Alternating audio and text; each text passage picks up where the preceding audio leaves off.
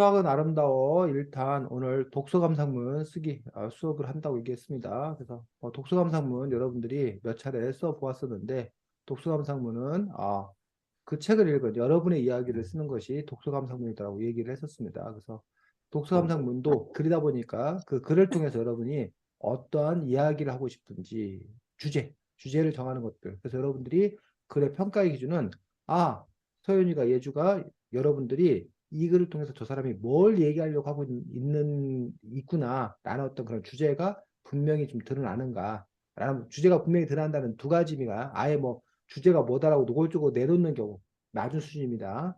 주제가 노골적으로 드러나 있지 않지만 글을 읽어보면 이 사람이 뭘 말하려고 하고 있는지 알 수 있다. 이게 이제 주제가 있는 글이야.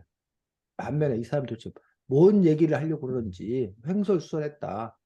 우왕좌왕했다. 이런 거 이제 주제가 분명하지 않는 그런 글이 되겠지 해서 그런 부분에서 여러분들이 평가의 어떤 그런 기준이고 그 주제가 과연 이 수학은 아름다워와 관련 있는 어떤 그런 주제인 건가 또는 그 주제가 의미 있는 우리에게 좀 의미 있는 어떤 그런 메시지인가 이런 분들이 여러분들이 함께 평가가 돼야 된다고 생각이 듭니다. 그 다음에 여러분들이 그 주제가 이제 어떻게 효과적으로 표현되었나. 이게 이제 독서 감상문이다 보니까 그 주제에 관련된 책의 그런 부분들이 구체적으로 이렇게 제시되어 있는 건가. 라는 부분들이 두 번째 또 여러분들이 평가해야 될 그런 기준이라고 생각합니다. 그 다음에 그 주제에 관한 여러분의 뭐 깊이 있는 생각들. 그래서 저런 생각도 있을 수 있겠구나. 저런 새로운 생각이구나. 내가 미처 생각해보지 못했구나. 저 생각이 나에게 의미가 있구나. 공감이 가는구나.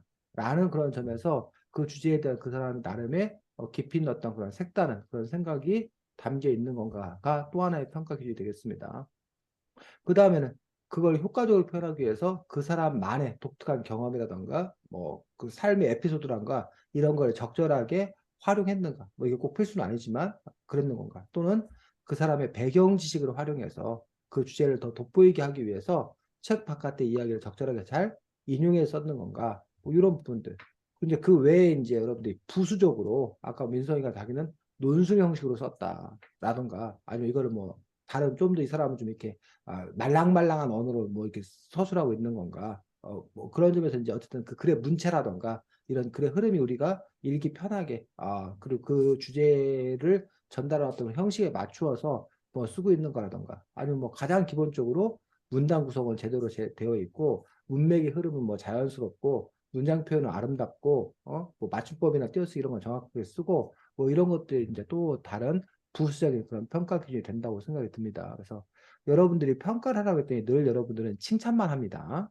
선생님만 이상한 사람 만들고 맨날. 그래서 여러분들 보고 쌤 이렇게 평가를 하라고 하는 이유들은 뭐 친구를 뭐 흠집내고 이런 차원이 아니라 여러분이 평가할 수 있다는 것은 결국 여러분이 그러한 기준이 뭔지 안다는 거예요. 그러니까 뭐 평가를 하려고 해도 선생님 보고 누가 노래를 잘 부르는지 못 부르는지 평가를 못 해. 왜냐면 선생님이 어떤 게 뭘 잘 부르는 건지 어떻게 못 부르는지를 이 분별할 능력이 없어. 선생님 보기에는 그냥 웬만한 가수들이 보면 다 잘 부르는 것 같아.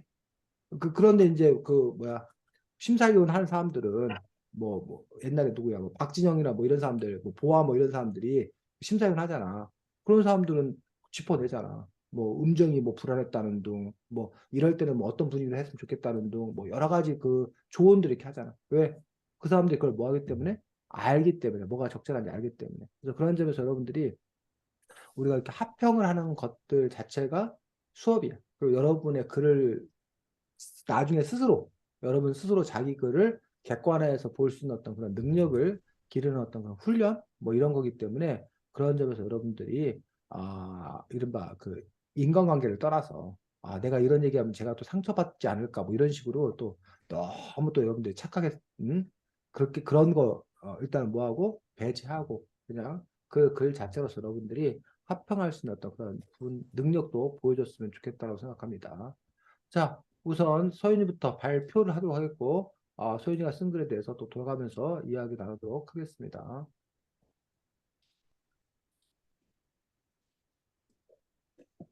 글자 더 키워줘 아니면 불만해? 그만합니다. 음, 괜찮아요. 하겠습니다, 서윤이. 이 책의 제목은 수학은 아름다워이다. 제목부터가 난 이해가 되지 않았다. 평소 난 수학을 의무감으로 풀기만 해서 이 책을 처음 봤을 땐 어떻게 수학이 아름답지라는 생각부터 들었다. 책의 목차로는 크게 숫자 이야기, 대수 이야기, 기하학, 대수와 기하학의 만남, 이렇게 네 가지로 구성되어 있다. 첫 번째로 숫자 이야기를 읽을 땐 정말 흥미로웠다. 동물들이 비록 적지만 숫자를 셀 수 있다는 게 놀라웠다. 침팬지 정도는 똑똑하다고 들었으니 숫자를 셀 수도 있겠다라고 생각했지만 쥐나 말 같은 동물들도 셀 수 있다는 것이 흥미롭다. 대수 이야기에서는 기호의 발전, 이 파트가 가장 인상 깊었다. 이 파트에서 비에트가 다양한 문자를 통해 제곱을 표현한다. 하지만 이에 대해 불편함을 느낀 해리어트가 지금 우리가 사용하는 기호를 만들어냈다. 이 부분에서 나는 어려운 기호를 쉽게 바꿔준 해리어트에게 큰 고마움을 느꼈다. 이렇게 숫자 이야기나 대수 이야기는 잘 이해하고 흥미를 느꼈지만 기하학이나 대수와 기하학의 만남은 이해하지 못하고 흥미가 떨어졌다. 이 부분은 조금 더 공부를 하고 읽으면 흥미를 느낄 수 있을 것 같다. 이 책을 읽고 생각보다 수학과 관련된 책에 흥미를 느껴 정말 놀랐다.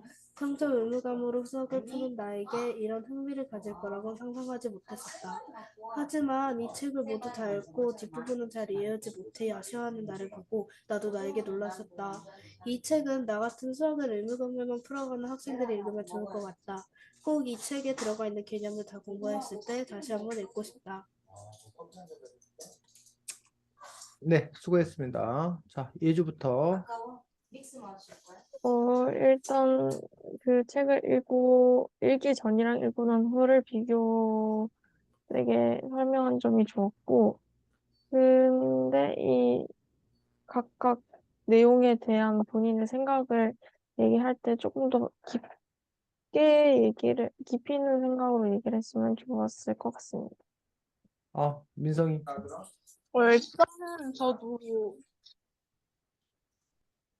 저도 일단 예주처럼 자기가 읽기 전과 읽기 후를 비교한 게 좋았고요.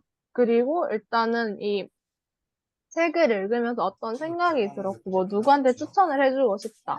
이런 얘기를 쓴 게 되게 잘했다는 생각이 들긴 했는데, 지금 서윤이가 쓴 거를 보면은 살짝 챕터마다 이 주제마다 하나씩 자기가 느낀 점을 써줬는데 이것도 좋은데 약간 주제 하나를 정해가지고 조금 더 파고들어서 깊은 생각을 더 쓰면은 좀 더 좋은 글이 되지 않을까라는 생각이 들었습니다.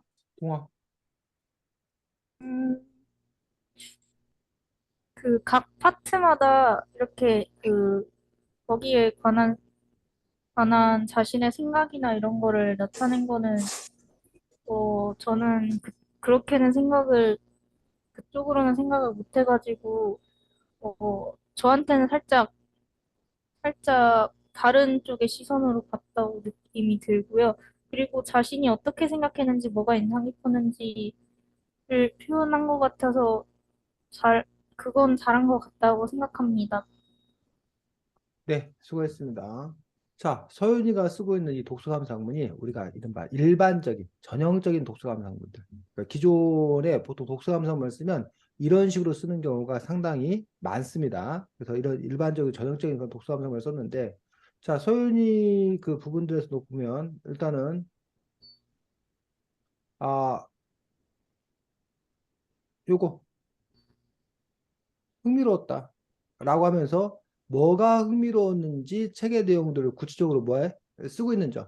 이런 점은 좋은 점이라고 생각합니다. 그래서 자기가 흥미롭다고 생각했기 때문에 흥미로운 점이 뭔지에 대해 썼다는 얘기예요. 그러고 나서 이제 여기서 이제 문단 구조에 대해서 대수역에서는 또 뭐 가장 뭐였다? 인상 깊었다. 인상 깊었다나 흥미로웠다나 사실은 뭐 한 말이야? 같은 말이야. 그래서 이렇게 인상 깊은 얘기를 쓰는 거야. 근데 어떤 서윤이의 이야기는 흥미로웠다. 인상 깊었다. 그러면 그런 점에서 이제 뭐야? 뭐가 인상 깊었나? 라는 부분들을 뭐 썼어. 그러면 뭐 큰 고마움을 느꼈다. 이 숫자 이야기 이해하지 못해. 근데 뭐 기하학이나 대수학 기하학이 만나면 이해하지 못해. 흥미가 떨어졌다. 어, 뭐 흥미를 느껴 정말 놀랐다. 이건 위에서 했던 얘기를 다시 뭐 한 거야? 되풀이하고 있는 거야. 자, 그런데 이제 어쨌든 여기 보면 수학을 의무관으로 풀기만 해서 라는 이야기로 시작을 했고 또 반면 어, 평소 의무감으로 수학을 푸는 나에게 이런 식으로 해서 이렇게 서로 뭐 되게 연결되게 쓰고 있는 점들 이런 점들은 좋은 어떤 그런 구성이라고 생각합니다. 좋은 구성입니다. 아, 뭐 여기도 근데 나 같은 수학을 의무감으로 푸는 학생들 요것들을 이제 뭐 하고 있는 거야? 아, 반복해서 이렇게 쓰고 있는 그런 부분들 때문에 그래 어떤 일관성 있게 이렇게 쓰여지고 있는 어떤 그런 부분이라고 볼 수가 있습니다. 자, 그런데 결국은 소윤이의 이야기는 결국은 뭐야? 이 책이 흥미로운 부분도 있었고 어려운 부분도 있었다. 그 얘기를 하고 있는 거예요. 근데 이제 그 얘기가 과연 얼마나 뭐야? 깊이 있는 생각이냐라는 거지. 그러니까 단순한 소감, 단순한 느낌이라는 거지. 그래서 이렇게 쓰는 거가 독서감상문 아니야. 독서감상문이에요. 독서감상문 맞아. 그런데 이 독서감상문은 다른 사람들에게 뭘 주지 못한다는 거야? 어떤 그 메시지를 주기는 어렵다는 거지. 새로운 깨달음이나 깊이 있는 생각이나 그런 걸 주기 어렵다는 거지. 왜? 소유 자체가 이거에 대해서 깊이 있는 생각이 아니라 그냥 흥미로웠어. 여기는 좀 재밌었고 여기는 좀 어려웠어. 라는 거 외에는 별반 다른 이야기가 없다는 거지. 그런 점에서 이제 우리가 물론 이게 여러분들이 그게 이제 좀 이렇게 뭐야 우리의 애당초의 그 모순이야. 원래 독서감상문이라는 건 내가 특별히 무슨 감흥이 있거나 특별히 내가 그 책을 읽고 뭘 쓰고 싶은 이야기가 있을 때 쓰는 게 그게 독서감상문이에요. 그게 자연스러운 거고. 그러면 당연히 뭐해? 내 안에서 뭔가 이야기가 샘솟기 때문에 그럼 당연히 그 깊이 있는 얘기가 될 거라는 얘기야. 근데 여러분들은 그게 아니라 뭐야? 밖에서 야, 너 이거 쏟아내. 라고 밖에서 버튼을 눌러서 여러분들이 쏟아내야 되는 거야. 여러분이 샘솟는 게 아니라. 그러다 보니까 이게 콸콸콸 샘솟는 게 아니라는 거지. 그래서 뭐 이렇게 쓸 수밖에 없는 거가 어쩌면 너무나 자연스러운 일이야, 사실은. 그런데 이걸 쓰면 어떻게 설명해야 되는지 모르겠는데 근데 어쨌든 우리 교육이라는 건 이상해서 어? 자기가 뭐 한 게 없어도 감명받은 게 없어도 어? 버튼을 누르면 나 이렇게 감명 받았다고 뭐 해야 돼? 쏟아내야 돼. 그래야 그 사람이 이제 뭐 하는 사람이야? 독서감상문을 잘 쓰는 사람이야. 수준 높은 독서감상문을 쓰는 사람이야. 그러니까는 이걸 뭐라고 설명해야 될까? 아, 그, 뭐, 예를 들면, 먹방을 하잖아.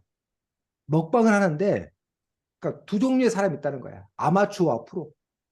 아마추어는 자기가 맛있는 걸 맛있다 그러고, 맛없는 건 맛없다 그러는 게 아마추어야. 진실한 사람이 사실은. 근데 누구는, 프로는 그 음식이 뭐 하든, 맛이 있던, 맛이 없던, 만약에 밖에서 이걸 맛있는 거로 표현해야 돼. 그럼 이걸 뭐 한 걸로? 맛있는 점을 찾아갖고 표현할 수 있는 능력 있는 사람이 이렇게 프로야. 그런 점에서 여러분들이 독서 감상문을 쓰는 부분에서도 역시 우리가 그 연습하고 있는 어떤 그런 부분들 물론 이렇게 일치해야 되지 일치. 그게 진실이고 그렇게 돼야 돼. 근데 일치하지 않는다 하더라도 자기가 어, 뭐야 깊이 있는 생각을 끌어내서 쓸 수 있는 그런 힘을 기르는 것들 요런 연습을 우리가 사실 하고 있는 거예요. 그게 이제 그걸 뭐라고 해야 되지? 삶하고 교육하고가 이렇게 떨어지는 거야. 여러분 그 수학은 아름다워에 나왔었어. 원래 수학은 필요에 의해서 수학을 했잖아. 필요에 의한 걸 해결하기 위해서 수학 문제가 발생을 했잖아. 그 나중에는 수학 그 자체를 잘하기 위해서 수학을 한 거야. 우리 사람의 삶과 관계없이 수학 자체를 연구한 거야. 그런 것처럼 원래 독서 감상문도 원래는 뭐였다고? 책에서 뭔가 우러난 게 있어야 쓰는 게 독서 감상문이야. 원래는. 근데 이것들이 더 발전하게 되면 독서 감상문 자체를 그냥 잘 쓰는 능력을 요구한다고. 그런 능력이 있다고. 지금 쌤 얘기가 좀 이해가 가? 그런 점에서 지금 서윤이 같은 경우는 그냥 너가 느낀 만큼 쓴 거야. 느낀 만큼. 이게 맞아. 근데 그 것들이 느낌만큼 쓰는 게 아니라 네가 뭔가를 더 이렇게 끌어내는 거 그런 힘들이 좀 이렇게 있었으면 좋지 않았을까라는 어떤 그런 그 다음 단계를 선생님이 너에게 요구하는 거지 지금. 자, 그 다음에 이 책의 제목은 수학은 아름다워다라고 썼는데 어차피 여러분들이 이 책을 뭐 수학은 아름다워 읽고 뭐 이런 식으로 쓸 거기 때문에 굳이 요 이야기 이 문장은 뭐 하지 않다? 필요하지 않다라는 것들. 그래서 또 이 책의 제목은 수학은 아름다워이다 라고 이렇게 딱 쓰면 이 그 첫 도입이 강렬하지 못해. 그럼 차라리 그냥 제목부터가 이해가 되지 않았다 라고 한다던가 뭐 제목부터가 난 마음에 들지 않았다 라고 하면 조금 더 임팩트 있다는 거지. 강렬하다는 거지. 그런 식으로 뭐 아니면 이 책을 딱 보는 순간 뭐 이 책은 제목부터 마음에 들지 않았다. 제목부터 이해가 되지 않았다. 뭐 수학이 아름답다니. 내가 생각하는 수학은 뭐 이런 식으로 차라리 좀 되게 강렬하게 가는 게 좋지 않나라는 생각이 첫 번째 들고 두 번째로는 너가 지금 그 수학은 아름답나라는 생각이 들었다라고 해서 그럼 이 얘기를 네가 좀 하려고 하나 보다. 라고 선생님 참 생각했어. 근데 결국 이 얘기는 뭐야? 이 다음 분에 아무 데도 없어. 그래서 차라리 요 이야기를 뭐 했더라면 더 풀어 나갔더라면 아니면 그냥 그나마 이제 뭐 할 수 있는 것들이 수학은 아름답다라는 생각 어떻게 수학이 아름답지라는 생각이 들었다. 뭐 도저히 난 이해가 안 됐다. 게다가 이 책은 뭐 어려운 부분이 많아가지고 뭐 읽기도 힘들었더라고. 그나마 다행인 것은 앞은 그나마 뭐해 이해가 가능해서 흥미로웠다라고 뭐 얘기를 하고 그래서 결국은 다시 이제 그 수학을 아름답게 느낀다는 건 수학자의 영역과 그냥 일반적으로 그냥 수학 의무감 때문에 풀고 있는 나와 그 두 가지 어떤 그런 괴리 이런 것들에 대해서 한번 생각을 해보고 그런 차이는 왜 발생하는가? 그럼 어떠해야 하는 건가? 라는 부분들에 대해서 네가 고민들을 이렇게 써본다던가 그런 이야기들을 이렇게 펼쳐나간다면 원래 처음에 했던 이 이야기 주제를 풀어가는 방식으로 글을 쓸 수도 있을 거라는 얘기죠. 자, 수고했습니다. 다음 예주. 매번, 매번 누워서 명상을 하거나 마음을 비우고 있을 때면 엄마는 일어나 맨날 누워있어. 책상을 치우든지 공부를 하든지 해. 라고 잔소리를 하곤 한다. 나도 앉아서 당장 해야 하는 숙제는 미루고 누워서 손톱이나 뜯으면서 상상의 나래를 펼치고 있는 내가 게으르다고 생각한다. 하지만 정말 진지하거나 흥미로운 이야기를 상상하고 있을 때면 엄마의 잔소리가 굉장히 거슬린다. 그러다 수학은 아름다워라는 책에서 데카르트의 이야기를 듣고 깜짝 놀랐다. 데카르트는 수업 시간에도 그렇고 그렇게 대단하다고 평소에 알고 있었던 수학자였다. 데카르트는 몸이 원체 허약하여 침대에 누워있는 시간이 길곤 했다. 학교 입학 후에도 몸이 아프다는 핑계를 대고 선생님의 허가를 받은 후 침대에 누워서 명상하면서 시간을 보냈다고 한다. 훌륭한 수학자가 되고 나서 그 시절을 떠올리면서 말하기를 아침에 침대에 누워서 생각하는 시간을 보냈던 것이 철학과 수학의 기본이 되었던 것이라고 얘기하였다. 데카르트의 이야기를 보고 나도 멍 때리면서 생각하는 것이 내 미래에 도움이 될까 하고 생각하게 되었다. 그런데 세상에 누워서 생각만 하던 사람이 얼마나 많은데 그중 데카르트만 성공했을까? 저게 진짜라면 다른 성공한 사람들에게도 누워서 생각하는 얘기가 많이 들려야 되지 않는가?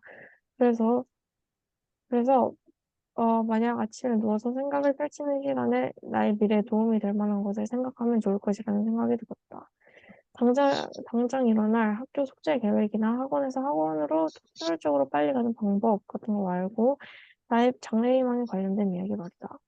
만약 꿈이 작가라면 내가 쓰고 싶은 책 스토리를 만들고 하나하나 설정해 가고 번역가라면 본인이 어떻게 언어 공부를 해야 번역을 잘 할 수 있을까?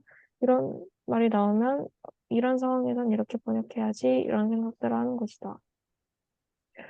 수학은 아름다워 1 도서에서는 중학교 2학년부터 고등학교 1학년까지의 수학 내용이 들어있다. 수학에 흥미를 가지지 못하는 학생들을 수학의 세계로 빠져들게 하기 위한 흥미로운 요소들이 많은 책이다. 과거 인간들이 사용했던 숫자 세기, 수학 공식의 원리, 수학자들의 재미있는 이야기들이 있다. 수학은 아름다워에 과거에 사용되었던 숫자 셈에 대한 이야기가 나온다. 신체를 사용해서 쓰는 것은 물론이고 숫자를 세는 사용해 그 개수만큼 그리는 방법, 문자별로 그림을 정해 매번 그리는 방법 등이 있었다. 또한 10진법, 12진법, 60진법 등에 익숙하였다가 현재의 10진법으로 정착하였다. 이렇게 점점 간편한 방법으로 수세기가 발전된다면 미래의 몇 세기 뒤에는 현재의 아라비아가 아닌 더 간편한 것으로 수리되지 않을까? 그렇지만 이 숫자에서 더 쉬워지지는 않을 것 같다. 굉장히 편하고 쉬우니 말이다. 그래도 숫자를 쓰는 방법은 조금 달라질 수 있을 것 같다.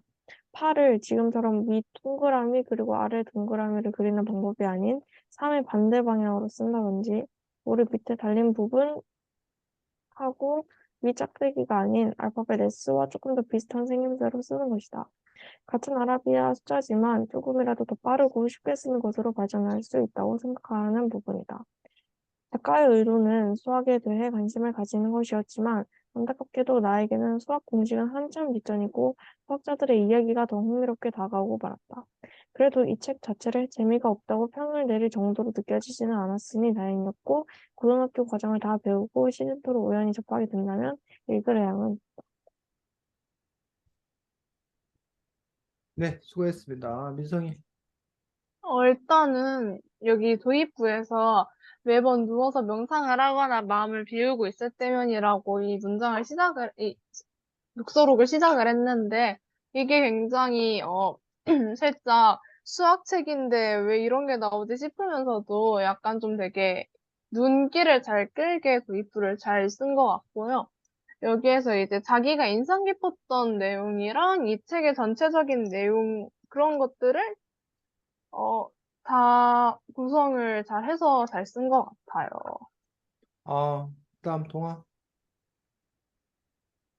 저도 저 도입부에 관해서 저렇게 자신에 대한 이렇게 이야기를 하다가 과학자도 이랬다는 거에 대해서 놀란 거랑 또 뒤에 자세하게 막 설명을 하면서 그 자신이 뭐 그 관심을 가지는 것이 뭐 작가의 의도였지만 뭐 그 자신은 이야기가 더 재밌었다 이런 내용을 쓴 것도 되게 인상 깊었고요. 어, 저는 잘 쓴 글이라 생각합니다. 소연이. 일단 자기 얘기를 같이 쓰면서 이 책의 내용이랑 잘 연관지어서 쓴 것 같고 또 뒤에서는 이 책 전체 내용을 잘 간단하게 줄여서 이해하기 쉽게 쓴 것 같아서 좋았습니다. 응. 자, 수고했습니다. 자, 예주 같은 경우에 이제 처음 시작을 이렇게 자신의 어떤 그런 구체적인 삶의 한 모습을 이렇게 드러내는 어떤 그런 방식으로 수고했다는 점에서 사람들이 이런 스토리를 좋아합니다. 또 남의 삶 엿보기를 좋아합니다. 그러다 보니까 이제 이런 이야기들에 대해서 뭐 흥미를 느낄 수 있도록 쓴 것들 의미 있다고 생각하고 이 것들이 자연스럽게 뭘로 연결된다는 거야? 책의 이야기로 이렇게 연결되어 가는 어떤 그런 부분들 그러면서 거기서 끝나지 아니하고 이 깊이 있는 어떤 그런 생각들로 연결돼 간다는 거지. 그래서 데카르트도 그랬으니 나도 그렇다 뭐 이런 정도 수준이 아니라 그거에 대해서 다시 한번 또 자기가 생각하고 있는 것들 그런 점에서 어쨌든 깊이 있는 그런 생각들도 엿보이는 그런 부분을 볼 수가 있습니다. 그래서 뭐 이제 했다. 데카르트 얘기를 보고 나도 멍 때리고 생각하는 것이 내 미래에 도움될까 하고 생각하게 되었다. 그런데 세상에 누워서 생각 많은 사람이 얼마나 많은데 그중 데카르트만 성공했을까? 저게 진짜라면 다른 성공한 사람들이 누워서 생각할 얘기가 많이 들려야 되지 않는가라고 이제 이게 의문을 제기하는 것들 좋다고 생각합니다. 근데 여기에서 그래서 만약 아침에 누워서 생각을 펼치는 시간 나의 미래에 도움이 될 만한 거 생각하면 좋을 것이라는 생각이 들었다? 이게 무슨 얘기야?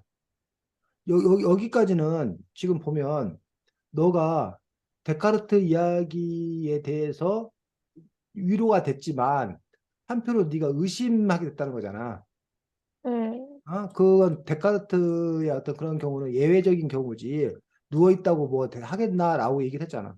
그래서 의심스러웠던데 근데 의심스러웠는데 갑자기 그래서 만약 아침에 누워서 생각을 펼친 시간에 나의 미래에 도움이 될 만한 걸 생각하면 좋을 것이라는 생각이 들었다라고 하면은 요 얘기하고 요 얘기가 좀 뭐야? 헷갈리지. 차라리 이게 뭐하고 이게 빠지고 여기로 넘어간다면 누워있는 버전 철학과 수학이 기본이 되었다는 것을 얘기하였다. 나도 뭐야 누워있기를 좋아하는데 내 이 생각이 도움이 된다는 생각은 얼마나 좋을까? 뭐 이렇게 가면은 오히려 뭐라는 거야? 더 이야기 흐름이 자연스럽지 않겠냐라는 얘기죠. 선생님은 이렇게 봤는데 그래서 이게 좀 이렇게 흘러가는 것들이 좀 이렇게 어색하다고 지금 느껴지는데 아니면 선생님이 잘못 이해하고 있는 거야? 혹시 예주 너의 의도가 있는 거야? 이렇게 글을 네, 배치? 원래는 그 보통 사람들이 누워서 생각할 때 쓸데없는 생각만 하니까 음. 그냥 평소대로 쓸데없는 생각만 하니까 그래서 미래에 대한 생각을 하면 좋지 않을까라고 생각을 했었어요. 그러면 네가 이렇게 알지. 기본이 되었다고 생각한다. 그럼 네가 뭐라면 데카르트 얘기를 보면서 멍때로 생각하는 것도 미래에 도움이 될까 하고 생각하게 되었다. 그러니까 철학과 수학이 기본이 되었다고 얘기했다. 그런데 사람들이 오해할 수 있을 것 같다. 그냥 누워만 있는다고 데카르트는 되지 않는다. 누워서 멍 때리는 그런 생각만 갖고는 안 되는 거고 미래를 생각한다라면 미래와 같은 유익한 일을 생각할 때만이 데카르트는 성공할 수 있다. 이런 거지. 네, 네가 얘기하고 싶은 게. 그러니까 그러면 그 흐름이 자연스러울 거란 얘기지. 근데 지금 선생님은 너의 글을 읽으면서 너의 그 의도를 캐치하지 못했다는 거야. 이제 둘 중에 하나지. 선생님 독해력이 부족해가지고 너가 의도하는 바 너는 충분히 표현했는데 선생님이 독해를 못하는 건지 아니면 네가 표현을 뭐 한 건지 너의 그런 의도를 적절하게 표현을 못한 건지. 그래서 그런 점에서 이제 동아나 민성이나 서윤이가 이 글을 읽으면서 예주가 말했던 그런 의도로 너희들 읽었다. 그럼 선생님이 독해력이 부족한 거야. 응? 근데 예주 말을 듣고서 그런 의미였어, 그런 뜻이었어라고 한다면 예주가 좀 표현을 조금 더 다른 사람들이 이해하기 쉽게 확실하게 해야 될 그런 필요가 있다는 거야. 자, 그 다음에 지금 좀 다른 얘기인데 뭐 축제는 마르고 상대방에서 내가 게으르다고 생각한다. 라고 지금 뭐뭐하다고 생각을 한다.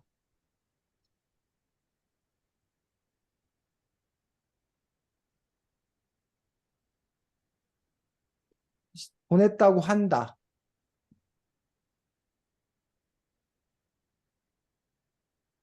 되었던 것이라고 얘기하였다. 자, 선생님이 지금 이 부분을 왜 표시하고 있을까?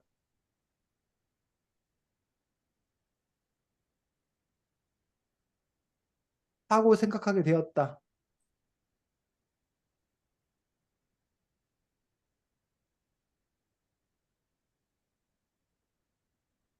라는 것이라는 생각이 들었다. 뭐뭐라는 뭐가 있었다? 뭐뭐 했다 식이 많아서. 이런 생각들을 하는 것이다. 자, 지금 무엇이다? 선생님 지금 이 부분들을 표시하고 있어.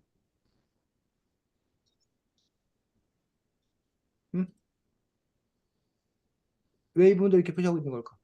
공통점이 뭐야? 뭐뭐 했다, 뭐뭐 한다 같은 그러니까 그런 표현 언제 쓰는 거야? 뭐 이런 걸 뭐라고 그래? 일기 같은. 그러니까 간접 인용. 인용할 때 쓰는 거지. 누가 뭐뭐라고 했다 이런 식으로. 그러니까 사실 누가 뭐뭐라고 한 게 맞아. 그래서 이런 식으로 표현한 게 맞단 말이야. 논리적으로는. 그런데 이렇게 글을 쓰면 글이 좀 이렇게 느슨해져. 좀 지루해져.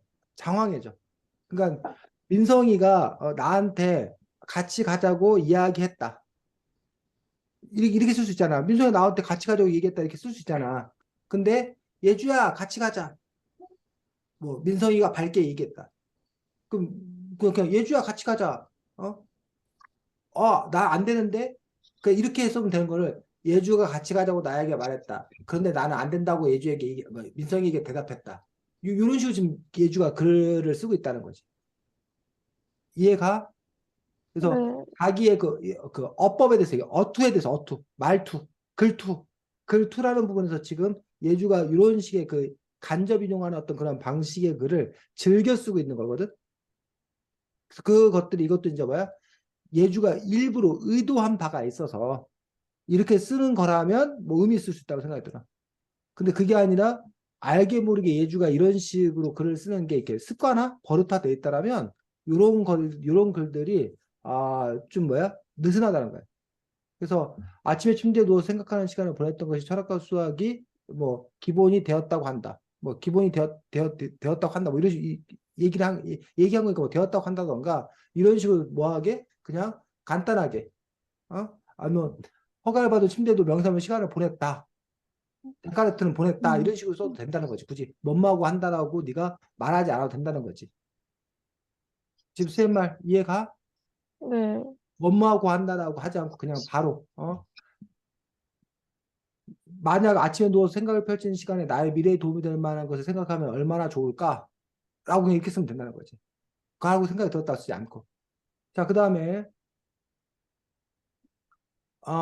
이야기 말이다. 뭐 이런 상황에서 이야기를 번역해야지 이런 생각들을 하는 것이다라고 해서 이런 식으로 그럼 이 이야기 자체가 이제 하나의 주제 이야기가 된 거지. 그래서 데카르트를 보면서 너가 이제 그 얘기하고 싶었던 것들은 어쨌든 누워 있는 시간이 뭐가 아니다. 쓸데없는 시간이 아니다. 나름 그 의미 있었던 그런 시간이다. 그 시간을 나름 뭐 즐기고 소중하게 했다 할 부분들이 필요하다라고 얘기를 하는 거지. 근데 이제 여기서 이제 갑자기 이야기가 뭐 하는 거야? 전혀 다른 얘기로 가버리지. 그런 점에서 이제 물론 이제 여러분이 책 안에 주제를 하나를 담는 게 아니라 여러 가지 주제를 담을 수도 있어. 하고 싶은 이야기 여러 가지 있어갖고 여러 가지 주제 담을 수 있는데 그렇게 이걸 병렬적으로 A, B, C 이렇게 늘어놓는 그런 방법도 있는데 그것보다 조금 더 수준 높은 것도 이걸 유기적으로 따로따로가 아니라 이걸 어떻게 연결고리를 갖고 그 구성을 할 수 있을 거냐. 그 부분들에 대한 아이디어가 있다라면 요 글이 훨씬 더 이제 전체적으로 구성이 탄탄한 글이 된다라고 얘기를 하는 거예요. 근데 지금 이거는 그런 면에서 보면은 그냥 이렇게 구성이 탄탄한 글이기보다는 그냥 뭐해? 따로따로 떨어져 있는 건데, 근데 따로따로 떨어져 있는 걸 최소한은 이어줘, 최소한은. 그럼 최소한은 어떻게 이어줄 건가라는 부분에서 가장 그 손쉬운 방법들이 이른바 이어주는 말. 이어주는 말인데 이제 이어주는 말이 뭐 그리고 그래서 그러나 이렇게 이어주는 말이 있을 수 있고 근데 그런 건 너무 형식적인 그 접속사 이어주는 말이고 내용적으로 뭐 하는 거? 이어주는 내용적으로 이어주는 말을 쓴다면 여기는 네가 지금 어쨌든 데카르트라고 얘기하지만 뭐 번역 이런 말이 나온다면 이런 상황에서 이렇게 번역해야지 이런 생각들을 하는 것이다. 이 책은 단지 데카르트 의 삶에 대해서 얘기하는 책은 아니다. 데카르트라는 데카르트와 같은 수학자의 이야기를 통해서 수학의 여러 면들에 대해서 우리에게 많은 정보를 주고 있다. 하면서 이제 요 이야기로 들어가면 그나마 뭐 되는 거야? 연결이 되는 거지. 지금 쌤이기 얘들아 이해가? 근데 지금 선생님께 연결하는 것도 높은 수준은 아니라는 거야. 그냥 굳이 떨어져 있는 걸 굳이 이렇게 연결한 거란 얘기예요. 근데 처음부터 글 구성에서 이게 전체적인 유기적인 짜임될 수 있도록 하는 것들 그렇게 할 수 있으면 더 좋은 거지. 자, 그 다음에 흥미 요소가 많은 것이다. 과거 인간들이 사용했던 숫자 세기 공식 수학에 재밌는 얘기 들어있다라고 얘기했는데 아니면 이제 이런 차라리 그러면 뭐 이런 생각을 하는 것이다. 아니면 이 책에는 뭐, 뭐 이 책은 또 다른 나에게 또 다른 뭐 재미를 줬다. 뭐 생각을 줬다라는 식으로 해서 요 대신에 바로 요 이야기로 들어가는데 요 이야기에서 보면은 점점 간편한 방법으로 수세기가 발전된다면 더 간편한 걸 수를 세고 있지 않을까라고 얘기했기 때문에 결국은 그 발전에 대해서 얘기를 하는 거잖아. 발전에 대해서. 그래서 이런 생각을 하는 것이다. 그렇다면 뭐 우리의 삶은 더 나아질 것이다. 그런데 한 개인의 삶뿐만 아니라 우리의 인류의 삶도 끊임없이 발전해 왔다는 것을 이 책을 통해서 확인할 수 있다. 우리가 지금 사용하고 있는 수도 처음부터 이랬던 것이 아니다. 라고 하면서 요 수의 이야기로 이렇게 들어가는 거지. 그리고 앞으로 또 이렇게 발전해 갈 것이다. 그리고 이런 것들에는 바로 데카르트와 같은 그런 사람들이 이렇게 뭐 자꾸 생각하고 이런 것들이 오늘날 뒷받침이 되었다. 그래서 단지 뭐 수학 문제지만 풀어보는 거에서 수학은 발전하는 것이 아니라 이렇게 멍 때리고 뭐 사고하고 생각하는 것들 그런 것들을 통해서 수학은 차근하게 발전해 왔다는 것을 뭐 이 책을 통해서 좀 확인할 수 있었다. 이렇게 가면 이제 그 연결이 좀 더 뭐, 그 탄탄하게 되는 거죠, 구성이. 그런 점에서 너가 그 글 자체를 전체적으로 어떻게 구성할 건가라는 부분에서 전체적인 아이디어가 있는 상황에서 그 다음에 이제 글을 이렇게 써내려가는 그런 방식이 있고, 근데 모르겠어. 그렇게 전체적인 구성을 해놓고 지금 예주가 글을 써내려간 건지 아니면 이제 어쨌든 요 데카르트 얘기 쓰고 그다음에 이 얘기를 쓰고라는 부분에서 이렇게 아까 말한 병렬적으로 이렇게 쓰고 있는 건지 그 부분에서 그 병렬적으로 쓰고 있는 것들이 기본 거기에 이제 아까 이어주는 문장을 통해서 있는 게 그보다 또 한 단계 높은 거. 그 다음에 아예 내용적으로 전체적인 그 큰 짜임을 갖고 자연스럽게 흘러가도 쓰는 것들이 높은 단계. 그런 점에서 이제 자꾸 예주가 그 다음 단계를 도전할 수 있으면 좋겠다고 생각합니다. 그래서 그 이야기들 이런 뭐 생각하는 부분에 대해서 이런 부분도 상당히 좋은 부분이지. 그 달라질 수 같다. 뭐 이렇게 할 수 있지 않겠는 건가라는 부분들. 선생님도 이 책을 읽으면서 이런 생각 해본 적 없거든. 근데 예주 말을 들어보니까 정말 그럴 수 있겠다라고 생각을 한 거잖아. 이처럼 내가 미처 생각하지 못했던 걸 이렇게 생각하고 정말 그렇네? 라고 생각한 거예요. 그래서 아까 앞에 소연이 글 같은 경우는 소연이 글을 읽으면서 내가 뭘 새롭게 생각한 게 없어. 그냥 흥미로웠구나, 뭐 했구나라고 한 것뿐이지. 그 이전에 사실을 확인했던 것뿐이지 나에게 새로운 감흥이라던가 새로운 뭘 준 게 없다는 얘기야. 근데 지금 예주글에는 선생님이 이 책을 읽으면서 생각하지 못했던 그런 새로운 뭔가를 주고 있다는 거야. 그러니까 이 글이 선생님 생각에는 더 좋은 독서 감상문이라는 거야. 그리고 이런 글들이 우리가 읽을 만한 가치가 있는 어떤 그런 글이라는 얘기지. 자, 그다음 끝에 가서 이제 작가의 의도는 뭐 이렇게 해서 이제 이 책에 대한 전책에 뭘 쓰고 있어? 평가를 쓰고 있어. 그리고 왠지 이렇게 끝나야만 할 것 같아. 느낌이. 그래서 이것도 마찬가지야. 예주가 이렇게 끝내는 것이 좋다라는 어떤 그런 특별한 의도를 갖고 이렇게 썼으면 좋아. 괜찮아. 근데 그게 아니라 습관적으로 버릇이 이렇게 끝내야 될 것만 같아서 끝낸다라면 책에 대한 평가를 써야 된다는 그런 강박이 있다라면 이걸 광함이 뭐 해도 된다? 버려도 된다. 그냥 버려도 상관없다. 그리고 차라리 아까 처음 그 데카르트 네가 침대에 누워서 뭐 이렇게 생각하는 어떤 그런 부분들에 대해서 그런 이야기를 차라리 뭐해? 이야기 끝 마무리를 짓는 것들이 오히려 그들의 일관성이라는 그런 측면에서는 더 좀 이렇게 의미가 있지 않을까라는 그런 생각을 하는 거지. 자, 수고 많았습니다. 다음 민성이. 나는 수학은 아름다워라는 책은 수학 교사로 일하고 있는 선생님들이 학생들에게 도움을 주기 위해서 쓴 책이다.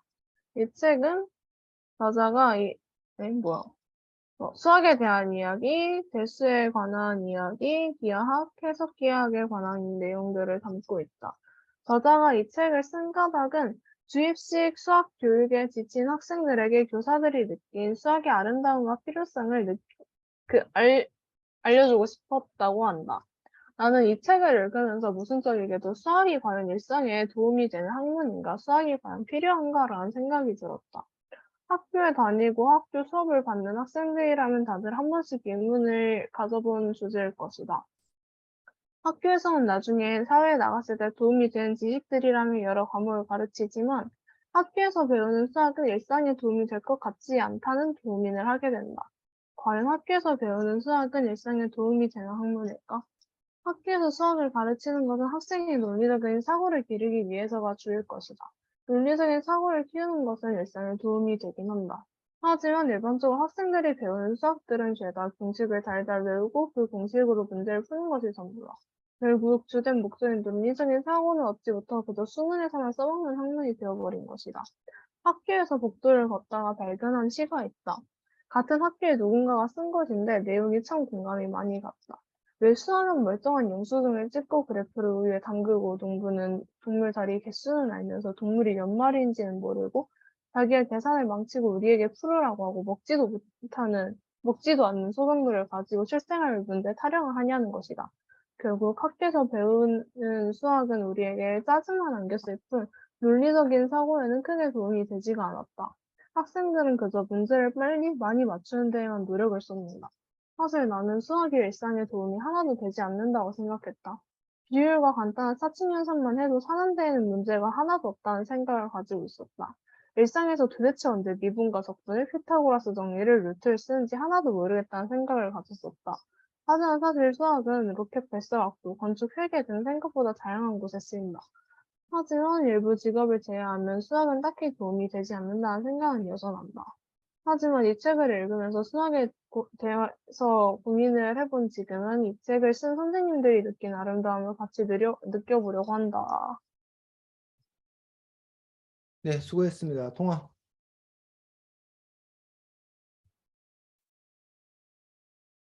통화. 통화 멎었어? 멈춘 거 같아요. 멈춘 거야? 통화 쟤 지금 일부러 그러고 있는 거 아니야, 이렇게? 눈도 안 서윤이. 감는데. 일단 자기 생각 되게 깊게 나타난 것 같은데 이게 자기 생각에 대해서 깊게 나타난 것 나타낸 거 정말 좋았습니다. 근데 이게 독서 감상문이어서 그런지 모르겠는데 일단 책의 내용이 하나도 안 들어가 있어가지고 네 저는 거기서 아쉬움을 느꼈습니다. 예주. 그 저자랑 같은 생각을 가지게 되었다라는 테마를 가지고 얘기하는 거는 좋았는데, 아까 서윤이가 얘기한 것처럼 그 책 내용에 대한 본인의 생각이 없었고, 조금 이런 민석이가 하는 얘기들을 보면 에세이에 조금 더 가까운 것 같아서 그 부분은 조금 아쉬웠습니다. 자, 민성이가 일단 제목 자체가 수학은 과연 일상에 도움이 되는 학문일까라는 이 책을 읽으면서 그런 그 문제의식을 갖춘 거고, 이런 그 주제가 분명한 거지. 일상에 도움이 되는 학문일까라는 부분에서 별로 일상에 도움이 되는 학문 아니다라는 그런 이야기를 한 건데, 다만 이제 민성이가 이렇게 대담한 여자가 아니야 보니까 그냥 일상에 과연 도움이 되는 학문일까? 아니다, 무슨 개뿔 무슨 도움이 돼, 필요 없다라고 이렇게 강하게 밀어붙이는데 쫄아가지고 중간에. 근데 가만히 보니까 좀 이렇게 도움이 되는 것 같기도 한데 아직은 뭐하다 이런 식으로 이제 어쨌든 민성이가 이렇게 간을 좀 이렇게 본다고 해야 되나? 뭐 그런 그 부분들인데, 글도 이제 사람마다 다른 거야. 사람마다 어떤 그 사람의 기백이 드러나서 막 이렇게 쫙 치고 나가는 사람이 있고, 그 아주 그냥 그 소심해갖고 그냥 덜덜덜덜 거리면서 쓰는 어떤 그런 글들도 있고, 그건 이제 사람의 성향이나 이런 부분에 따라 다르긴 하는데, 어쨌든 민성의 글의 좋은 특장점은 이 문제들에 대해서 민성이가 어쨌든 깊이 있는 생각을 하고 있다는 점들, 그래서 자신의 생각을 충분히 드러내어서 쓰고 있다는 그런 점들에 대해서는 의미 있는 어떤 그런 글이라고 생각을 합니다. 근데 이제 동아 들어왔어? 네, 컴퓨터가 이게 그래, 그래, 그래. 이게 어, 인터넷이 이 갑자기 닉네임이 그래. 동아야, 민성이 글 평가. 네, 잠깐만요. 패드라서 일단 그 제일 인상 깊었던 거는 그 복도에 있다는 그 그래프의 우유를 담그고 농부는 동물 다리를 개수를 알면서 동물이 몇 마리인지 모르고 이런 거를 했다는 게 전에 어디서 또 들어본 것 같기도 한데 이게 진짜 저도 공감이 되고요. 그리고 그 수학에 대한 뭔가 자신이 갖고 있는 그런 궁금증 같은 거를 나타냈다고 생각합니다. 음. 자, 그래서 어쨌든 뭐 이러한 부분들에 대한 이야기를 이렇게 쓰고 있는 거야. 그래서 사실은 지금 책에 이야기가 없다 했지만 여기가 이제 책에 있는 이야기지.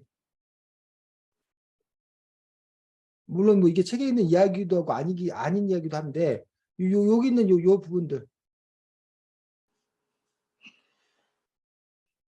요 부분들인데, 근데 어쨌든 이 책은 이런 수학이 일상에서 또 비롯됐다는 얘기를 하고 있는데, 사실은 여기 있는 이 부분에 있어서 아까 소연이가 책 이야기가 거의 없다라고 한 부분들이, 이 부분이 이렇게 그냥 먹이 되기 때문에 축소되어 있기 때문에 그 책 읽기 없다고 하는 부분들이지. 사실은 문성이가 여기까지 빨리 맞추는 데만 노력을 쏟는다. 그러면서 이제 이 책에서는 근데 이런 민성이에 대해서 쉽게 말하면 반론을 제기하고 있는 거잖아. 그럼 그 반론에 대해서 네가 충분히 뭐 해야 된다는 거야? 검토해야 한다는 거지. 근데 그런 점에서 이 책에 대한 어떤 그 충분한 검토, 충분한 이해 이런 것들을 전제로 하고 있지 않기 때문에 그냥 이렇게 뭉개버린 것 아닌가 싶은 그런 아쉬움이 좀 이렇게 있는 거지. 그래서 민석이 같은 경우에 이제 우리가 세 가지 두 날개로 나눈 거예요. 하나는 자기 깊이 있는 자기 생각, 또 하나는 뭐 책의 이야기. 근데 그런 점에서 이제 보면은 윤성이 같은 경우는 자기 깊이 있는 생각은 펄럭펄럭 거렸는데 책의 이야기가 없는 거고, 반대로 아까 소연이는 거꾸로지. 소연이는 책의 이야기가 충실한 데 비해서 자기 있는 어떤 그 깊이 있는 생각은 그냥 흥미로웠다. 요거밖에 이렇게 없는 거지. 근데 그런 점에서 이제 이 두 가지가 서로 이제 뭘 이루어야 된다는 거야? 조화를 이루어야 되는 어떤 그런 부분들. 그 부분들에 대한 고민들이 좀 이렇게 필요하지 않나라고 생각을 합니다. 그리고 이제 뭐 자기가 그 민성이가 이제 그 자기 이야기를 더 이렇게 뒷받침하기 위해서 자기가 학교에서 이제 본 어떤 그런 시 같은 것들을 이렇게 인용해서 쓴다던가 뭐 이런 부분 좋은 부분이라고 생각이 들고, 민성이 역시 그 글을 쓰는 데 있어서 여기 첫 문단에 빼고 두 번째 문단에서는 역시 뭘 하고 있지 않아? 문단 구별을 전혀 하고 있지 않아서 글 읽기가 좀 이렇게 어려운 어떤 그런 측면이 있습니다. 그래서 이 부분도 그 내용적으로 바뀌면 일단 문단을 바꿔줘야 되고, 또 형식 문단 내용적으로 바뀌지 않는다 하더라도 웬만한 길에서 한 번씩 또 이제 뭐 바꿔가야 되는 어떤 그런 부분들이 필요합니다. 여기가 하게 된다. 과연 이 정도에서 바꿔주면 되겠네. 일까? 그 다음에 그러면 학문이 되는 것이다. 그다음에 이렇게 학교에서 복고 걷다 발견한 시간에 따라서 이 정도로 네가 이렇게 문단을 구별해주면 요 엔터 몇 번 쳤을 뿐인데 글이 훨씬 더 이제 읽기가 상대적으로 뭐야 쉬워지는 또 그런 부분들을 가지고 있습니다. 그래서 여기 부분들이 책의 이야기 부분들이 더 이렇게 충분해야 되고, 여기서도 너무 성급해.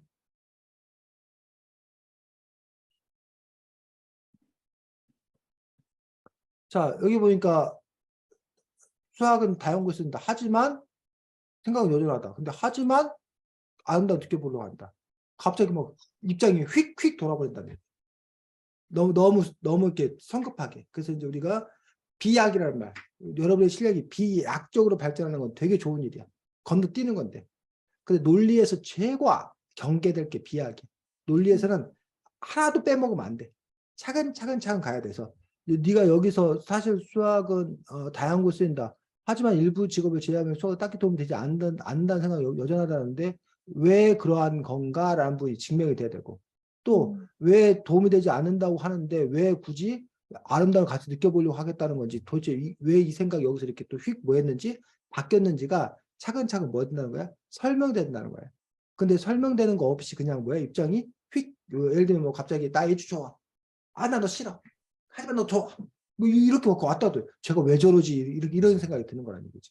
그런 점에서 이것들이 차근차근 이렇게 단계를 밟아가면서 했다면 더 좋지 않았을까라고 생각을 합니다. 그래서 아까 이제 너가 이제 뭐 논술형으로 썼다라고 뭐 얘기를 하고 있는데 뭐 그런 점에서 이제 독서감 상물이다 보니까 기본적으로 책의 이야기라는 분들 써야 된다고 생각이 들고, 그 다음에 이제 요 책 처음에 시작이었던 전체적인 책에 대해서 개괄하고 있는 어떤 그런 방식을 쓰고 있는데, 이런 식으로 시작하는 것도 흔한 방식들 중에 하나지. 책 전체가 어떤 책인 건가. 그래서 아까 예주의 시작이라는 부분들이 상대적으로 흥미 있게 시작하는 부분이라면, 민성이의 이런 시작하는 어떤 그런 부분들은 상당히 좀 이렇게 그 고전적인 딱딱한 그런 어떤 그런 접근 방식이어서 그 부분들에 대해서 어쨌든 이렇게 써도 되고, 아니면 그냥 처음부터 차라리 수학은 과연 일상생활에 도움이 되는 학문이니까 수학이 과연 필요할까라고 이렇게 네가 뭘 제시함으로써 의문을 제기함으로써, 아니면 도발적으로 그냥 뭐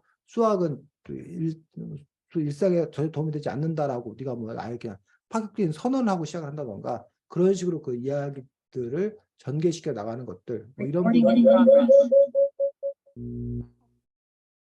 그런 부분들도 좀 필요하지 않나 싶습니다. 자, 수고했고, 다음, 동아. 잠깐만요, 선생님. 음, 또 갑자기 돌아왔거든요. 되게 뭐라고? 재밌어 보인다. 또 갑자기 돌아왔거든요. 잠깐만요. 그래. 아니, 제가 근데 이거 글이 진짜 딴 애들 보면서 너무 제가 대충 썼다고 생각해서, 나도 자주 느껴. 괜찮아. 그냥 하자. 아니, 살짝 보충을 했거든요. 아, 그래서 다시 보낼게요. 야, 이게 컴퓨터가 시간도 맛있어서. 지나거든. 우와, 괜찮아, 얘들아, 괜찮지? 야, 이상한 소리 들려. 뭔가 삐 소리 들리는데. 약간 계속 너 어디로 보내? 거리고 윙윙윙윙 거리고. 오, 뭐야, 그림 그니까. 귀엽다. 아직, 보냈어? 잠깐만요. 또 이게 뭐지? 잠깐만요. 자, 그 혹시 잠깐만 음소거를 해줄 수 있을까? 보내는 동안만. 지금 이어폰 끼고 있는데 귀가 너무 맛이 갔어. 너를 고문하고 있어? 동아야, 친구를 고문하면 뭔가 어떡하냐. 굉장히 가끔씩 사람이 이명이 들릴 때가 있잖아요. 그 그러니까 느낌이 딱 그 지금 느낌이야. B예요? 느껴지고. 지금 B예요? 아, 지금 뭔가, 괜찮아. 어, 왜? 뭐야, 뭐야. 달라. 뭐지? 얘 좀 바보다. 통학을 고쳐보라 했더니 얘 또 이거 존댓말로만 쓰고 있네. 이게 걔 뭔데 이러네요. 이상하다니까요. 돈 어? 내야지 잘해줄 것 같은데. 다음 글 길게 제대로 고쳐줘라고 했더니 지금 네. 쌤, 잠깐만. 근데 저요. 길게 고쳐줘는 얘가 어떻게 할 수가 없는 부분이잖아요. 선생님이 질문을 잘못한 거야, 요구를. 네. 쌤, 길게 해줘라는 것 자체가 뭘 더 들려요. 차라리 요약해달라면 선생님이 요약을 다른 해주겠지. 거, 그러니까요. 예를 들어 뭐 뭐뭐에 대해 독서 감상문 써줘. 그러면 얘가 그냥 쭉 써. 아니, 근데 이거에 딱 맞춰가지고 뭘 추가하기는 힘들잖아요. 아, 백지에서 쓰는 게 차라리 낫지. 써놓은 다음에 뭐 추가하는 건 힘들잖아요. 이거 복사해놓은 다음에 그 한글에 들어가가지고 해야 될걸. 선생님, 알았어. 자, 했어요. 보냈고 성격이 중학거 급하시네. 보겠습니다. 어,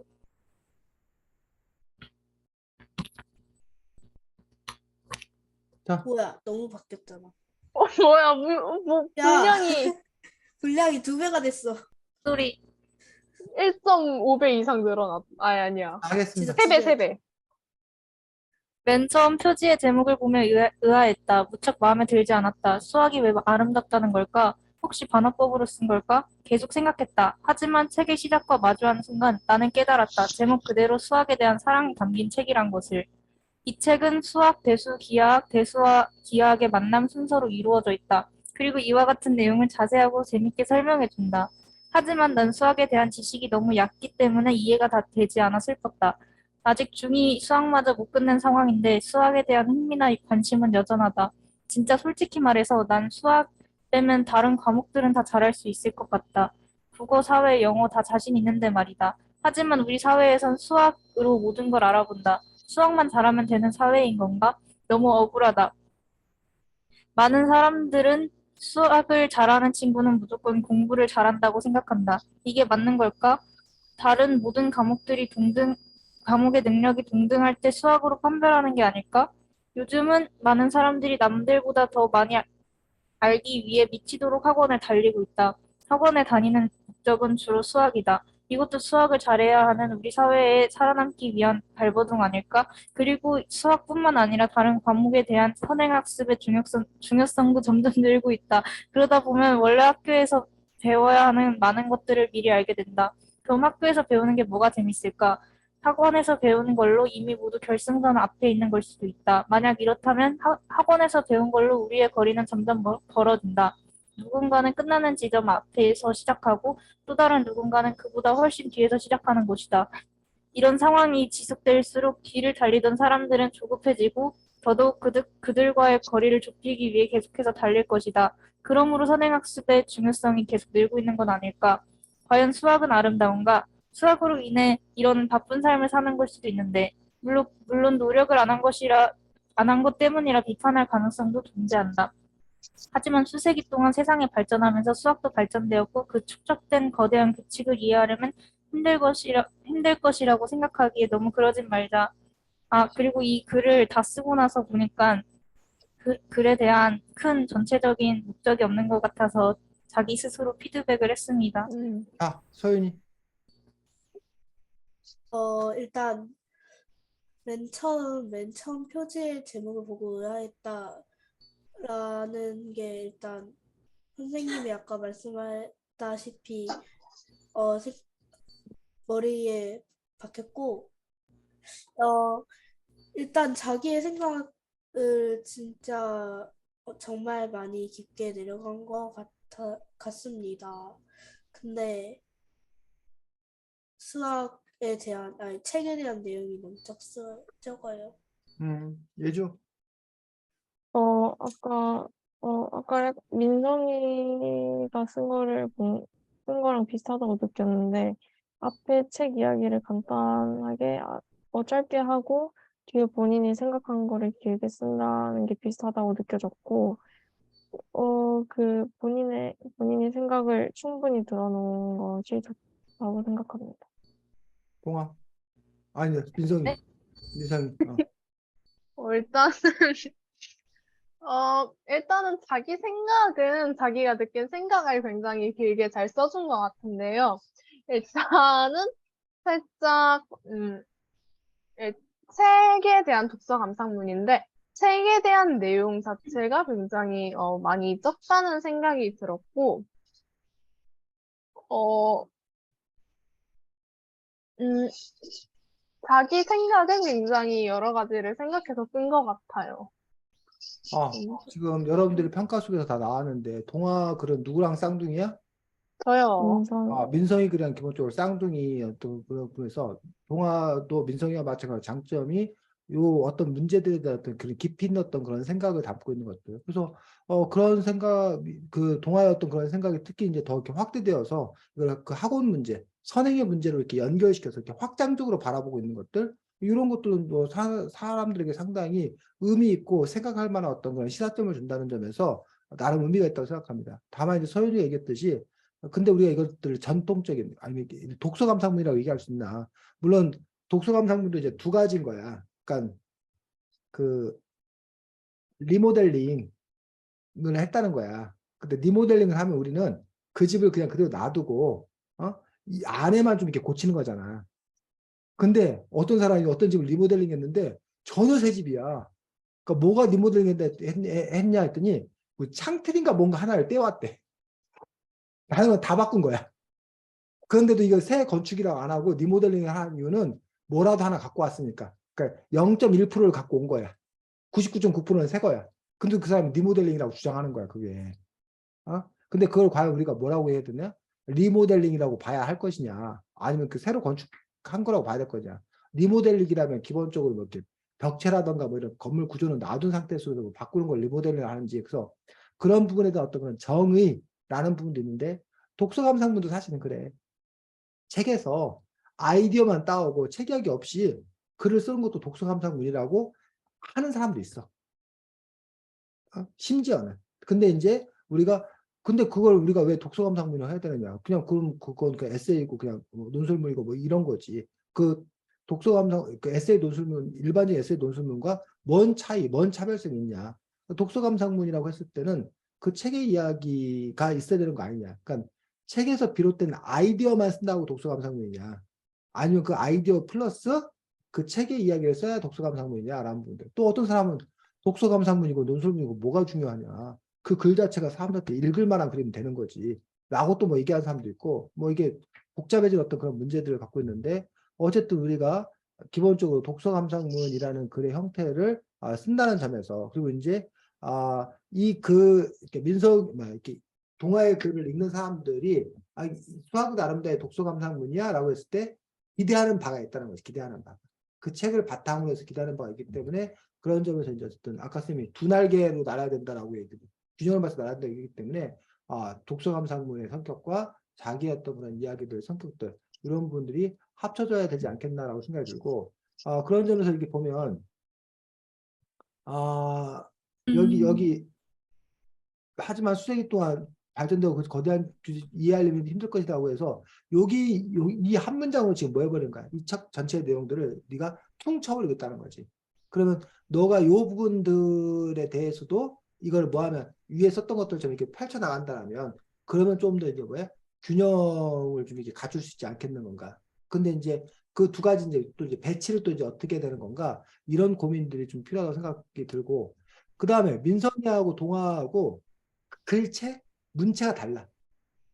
민성이하고 동화의 그 기본적인 그 글의 구성이 깊이 있는 생각을 중심으로 썼다는 건 똑같은데 민성이하고 동화의 어떤 그런 다른 점은 뭐 동화 같은 경우는 진짜 솔직히 말해서 라고 자기를 이렇게 많이 드러내서 심지어는 뭐 죄송합니다 좀 더 썼습니다. 물론 이거는 뭐 아, 저거는 뺄 건데 어떤 이런 식으로 그러니까 동화는 자기가 이제 가로쳐 쓴 건데 이런 건 이게 노골적으로 쓴 거고 노골적으로 쓰지 않는다 하더라도 요 안에서 보면 동화가 자꾸 자기를 이렇게 드러내고 있어. 이렇게 드러내고 있어. 자기 그 의식의 흐름을.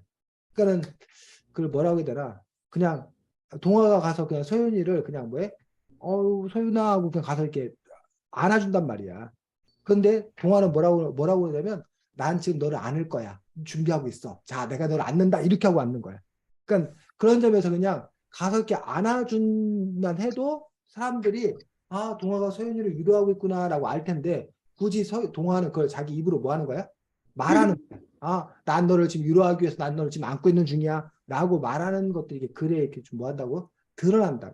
그래서 그런 부분에서 이제 좋게 말하면 친절한 거고 나쁘게 말하면 그 군더더기가 많은 거고 그런 부분에서 이제 그 경계가 어떤 경계냐라는 부분도 좀 살펴봐야 될 필요가 있는데 어쨌든 자기를 이렇게 드러내는 어떤 그런 방식이 동화의 개성이고 뭐 동화글의 특성이다. 그래서 그거를 뭐 장점으로 밀고 나가겠다. 뭐 이렇다 하면 뭐 의미 있을 거라 생각이 들고 근데 어쨌든 쌤은 그 가르치는 사람 입장에서 제일 바람직한 건 그건 역시 너의 또 다른 방법일 수 있어야 되는 거야. 그러니까 너를 드러내는 방식으로도 쓸 줄 알고 너를 드러내지 않고도 그냥도 쓸 줄 알고 그래서 필요에 따라서 드러내는 게 더 효과적이면 그렇게 드러내 쓰고 안 그러고 그냥 이렇게 너는 이렇게 숨고 그러니까 글로만 이렇게 쭉 쓸 수 있으면 그렇게도 쓸 수 있고 그런 것들을 여러분들이 또 이렇게 할 수 있었으면 좋겠다라고 생각을 합니다.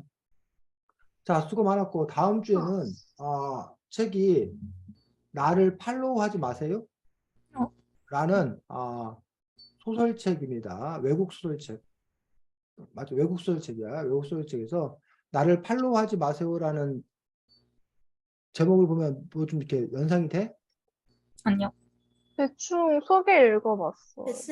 팔로우하는 게 SNS 팔로우 관련된 거. 한다고 그러지 우리가 보통. 그래서 그와 관련돼서 여러분들이 뭐 흥미있게 읽을 수 있지 않을까라고 생각합니다. 근데 모르겠다. 너네들이 SNS 거의 안 하지? 네. 하도 페이스북이나 인스타그램 이런 거 하는 사람 있어? 소용. 민석이 뭐해? 아니, 인스타가 인스타를 해? 있기는 해요. 있기는 해. 애들이 다 구경만. 인스타 해요. 구경용만. 예주는 비계 하나. 저도 인스타인데 근데 애들이 하는 거 구경만 해가지고 저는 뭐 잘 안 올려요. 아니, 올리는 게 있기는 있는데 아무도 몰라요. 동아도 인스타 계정이 있어? 아니요, 전 인스타도 없어요. 아무것도 없고 계정이 저도 카톡밖에 안 해요. 카톡밖에 안 해. 아, 그렇구나. 저도 카톡은 해요. 그 그래. 알겠습니다. 왠지. 카톡도 자기를 표현하긴 하지. 그 푸사를 통해서인가 뭐 이렇게 뭐 한 줄 글인가 뭐 이런 걸 통해서. 사밖에 못해요. 그럼? 요즘 귀찮아가지고 그냥 다 기본으로 돌리고 있어요. 프사랑 아. 상례 빼고. 그래. 하여튼 뭐 그와 관련된 문제라서 뭐 어쨌든 뭐 현실감 여러분들 직접적인 얘기는 아니지만 여러분 주변에서 볼 수 있는 어떤 그런 이야기 아닐까 싶습니다. 다음 주에는 그 책 가지고 보도록 하겠고 다음 주에는 여러분들이 아니구나. 예주하고 민성이는 아직 3학년 안 됐구나. 아니, 저 2학년 2학년이에요. 안 됐겠구나. 동아하고 올해 2학년인데. 2학년 돼서 만나겠습니다. 네. 1학년 꼬맹이들은 안녕입니다. 더 늙어서 만나겠습니다. 네? 이미 안녕히 1살 계세요. 먹었어요. 잘 지내시고 안녕히 계세요. 안녕히 계세요. 안녕히 계세요. 수고했습니다.